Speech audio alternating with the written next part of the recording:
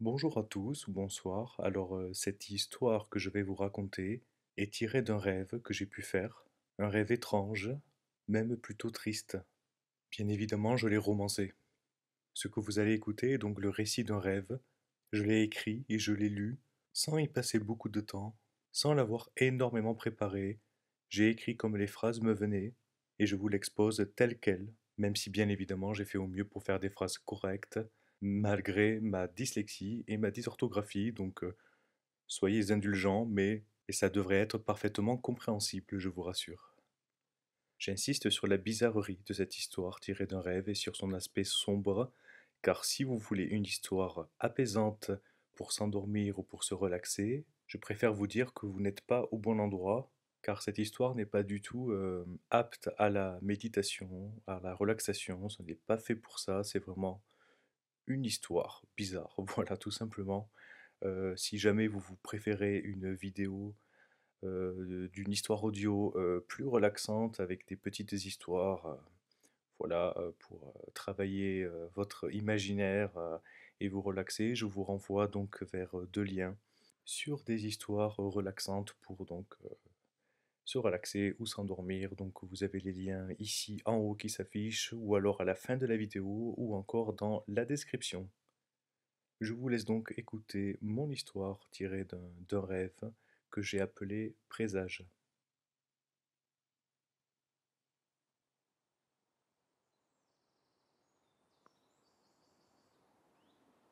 Je me rends dans cette petite fête hors du commun. Je suis en pleine montagne, à environ 1300 mètres d'altitude, je dirais.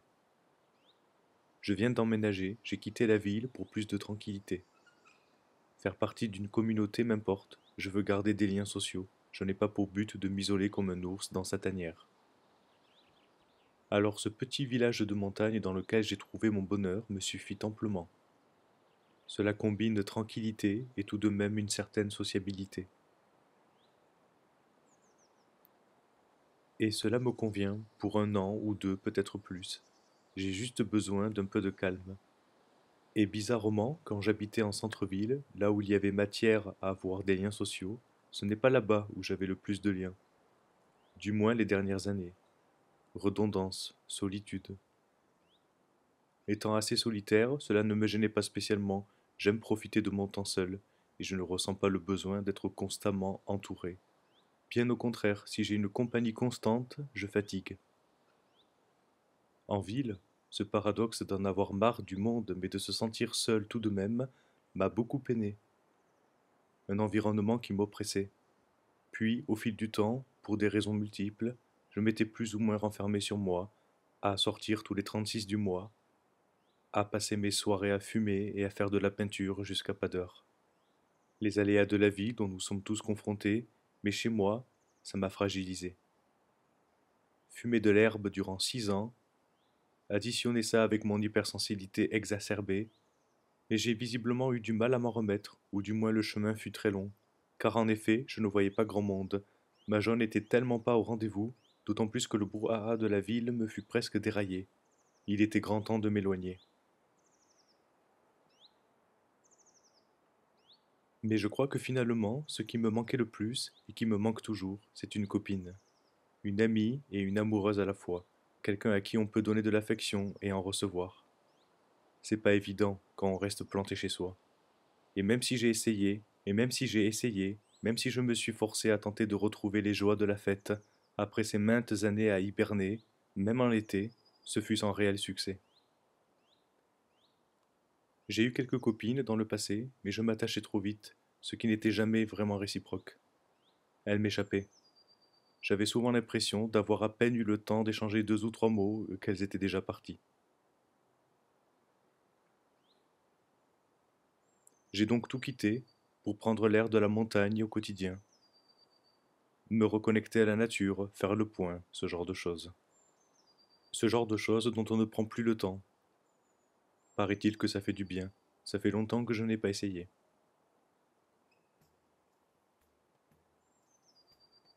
Me voilà donc en pleine montagne, installé depuis récemment. C'est l'été. Je marche en direction de la fête du village, qui étonnamment se passe à l'extérieur du village, non loin, à travers les prairies. les forêts, les clairières. Je longe une rivière et, au travers des arbres qui laissent émerger une certaine fraîcheur, j'arrive sur les lieux de la fête. Tous les gens du patelin sont rassemblés, je dirais une centaine de personnes, peut-être un peu plus. De la musique est diffusée sur toute la longueur de la fête qui longe la rivière. Je ne comprends pas vraiment d'où elle provient. Je ne vois pas les musiciens, mais je sais qu'elle est jouée. Ce sont des vrais instruments. Il y a une ambiance sonore, je dirais assez médiévale. Quelques villageois sont déguisés pour l'occasion. Il y a de tout et toutes les époques. Il ne semble pas y avoir de thème particulier. Une fête somme toute originale, j'admets, et très agréable. Se sentir entouré de gens bienveillants, du moins ce que je ressens, est plaisant même si, malgré ça, je n'arrive pas encore à sociabiliser. Mais je ne m'en fais pas.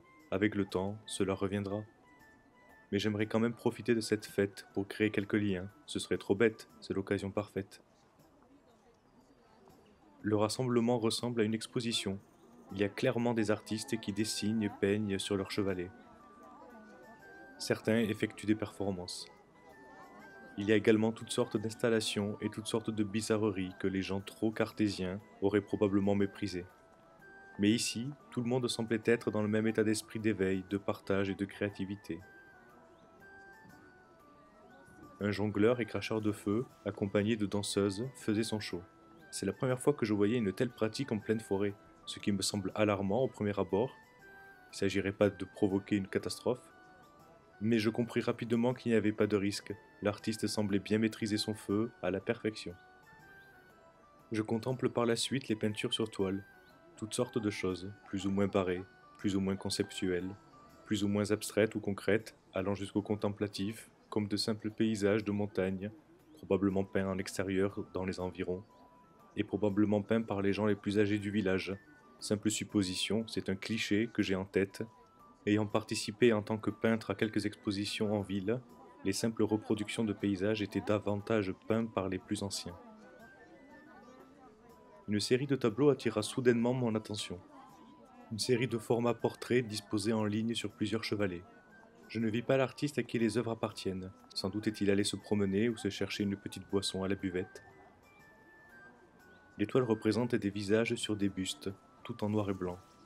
Il y avait une certaine noirceur, mais également une certaine poésie. Les visages semblaient tristes. Mais une tristesse belle. Je ne sais comment expliquer cette émotion qui s'emparait de moi lorsque je les vis.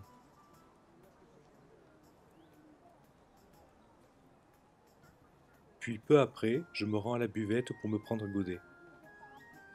Les boissons sont alléchantes, avec ou sans alcool, mais toutes bien épicées. Il me semble reconnaître de l'hypocrase, ou bien de l'hydromel, je ne sais pas. Peut-être de la sauge. J'adore ces vins cuits et sucrés, datant du Moyen Âge. Je me pris un verre pour le reste de la visite. Oui, la visite, car bien que l'ambiance était festive et qu'en effet, l'événement avait été annoncé comme étant officiellement la fête du village, cela ressemblait carrément à une sorte de grande exposition. Ou plutôt une longue exposition, longeant la rivière. Celle-ci déborde un peu à certains endroits, des flaques s'étaient formées sur quelques mètres, je me suis fait avoir, et j'ai mis un pied dedans. Par chance, nous sommes en été, et ce n'est pas trop boueux.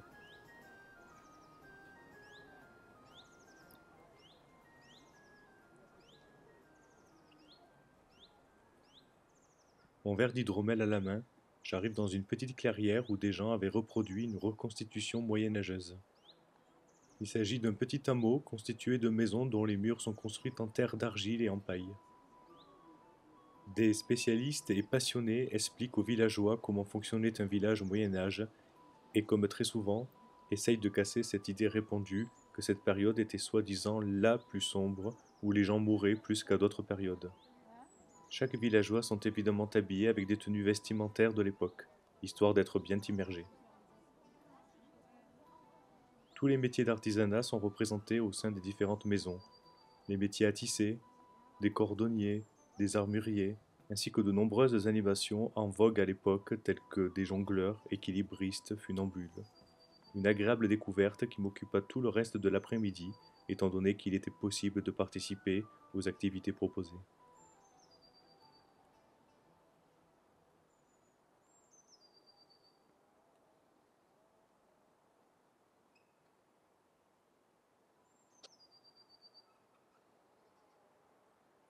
Sur le coup de 20 heures, après cet après-midi riche en art, en création et en festivités, je me rends sur le chemin du retour.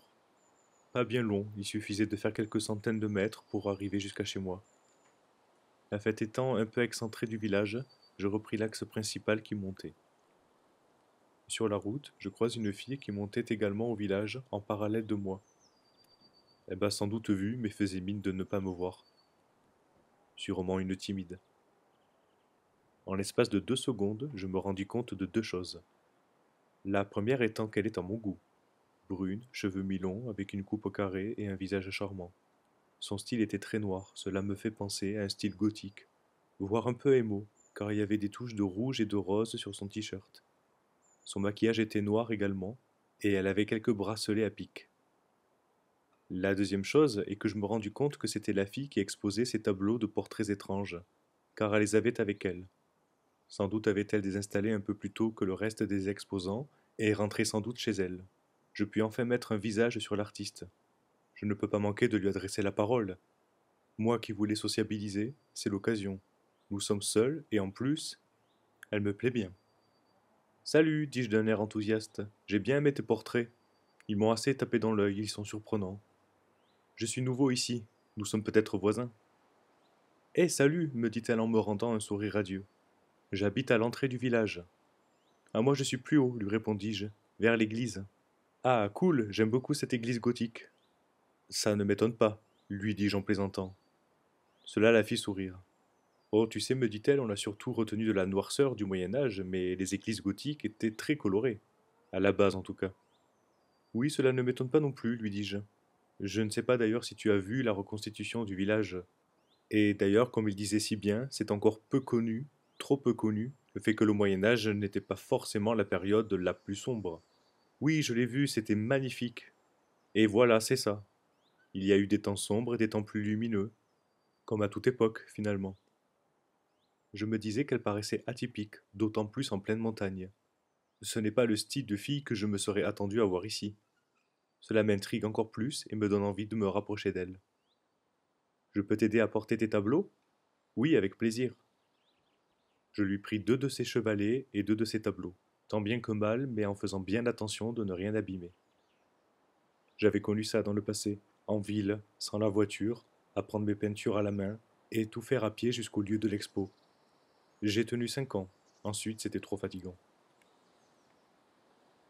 Nous arrivons chez elle, c'était un genre de lotissement minuscule qui avait été construit après l'existence du vieux village, bien évidemment. Il est composé de 2 HLM, elle habitait au rez-de-chaussée de l'un d'entre eux. L'entrée de son appartement se situe dans un petit couloir rien qu'à elle, dans lequel elle avait accroché ses peintures. Que des portraits, le même genre qu'elle avait à l'exposition. Des portraits tristes pour la plupart, des yeux noirs, certains avec des orbites immenses qui semblaient être des puits d'obscurité. Certaines de leurs bouches sont grand ouvertes, laissant également visible le néant.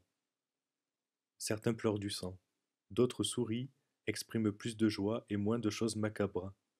Mais leurs teints sont également très sombres, presque noir et blanc. Certains sont carrément en noir et blanc. L'un d'entre eux me fit froid dans le dos. Son visage avait des airs squelettiques, un peu comme une tête de mort.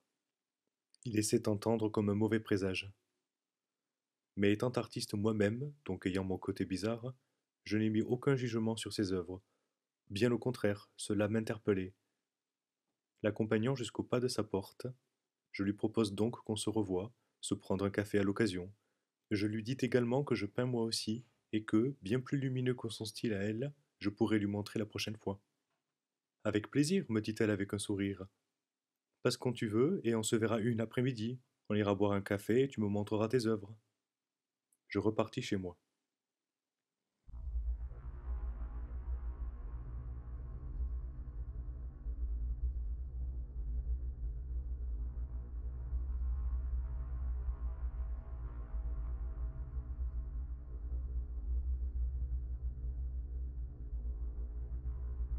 J'arrive chez moi, le cœur léger, heureux d'avoir fait une si belle rencontre, ça faisait si longtemps. De plus, je me répète, mais cette fille me plaisait bien, et nous avions quelque chose en commun. Et plus d'une chose, je pense. Il me tardait de la revoir.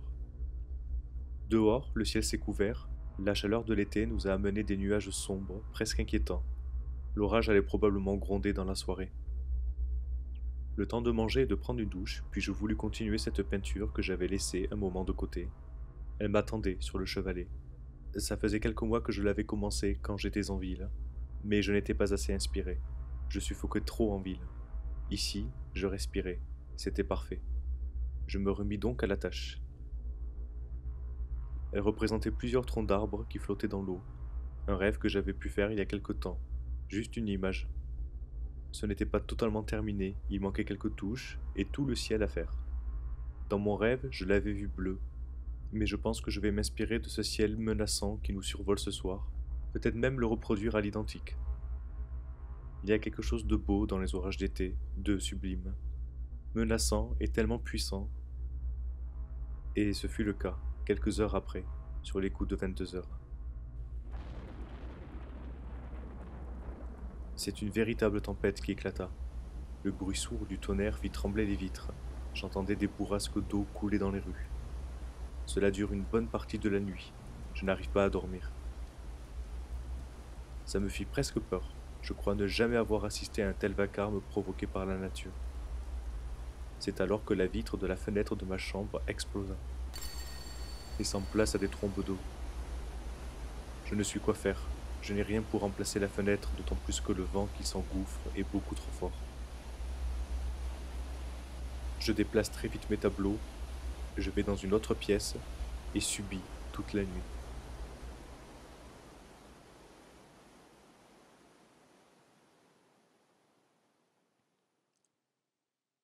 Je n'ai pas dormi. Il est 6 heures du matin, je suis à l'étage qui se résume seulement à une petite mezzanine. Je découvris le désastre. Tout le premier étage est foutu, c'est-à-dire toute la pièce à vivre, la cuisine et ma chambre.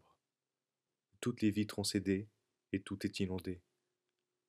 Certains de mes tableaux ont été engloutis par les eaux, mes pieds pataugent. Je sortis dehors et découvris le désastre. Rien n'a tenu. Toutes les maisons ont été saccagées. Les gens sont dehors et font le deuil de leur maison, les vident de leurs eaux et de tout ce qui a été perdu. Certains m'expliquent que la rivière a débordé et a tout englouti sur son passage. En effet, j'aperçois les forêts aux alentours qui sont toujours inondées. Le village avait été inondé également, mais étant en pente, l'eau avait coulé. En somme, le hameau s'était transformé durant toute la nuit en une véritable cascade. La puissance de l'eau qui était rentrée dans les maisons avait tout raflé.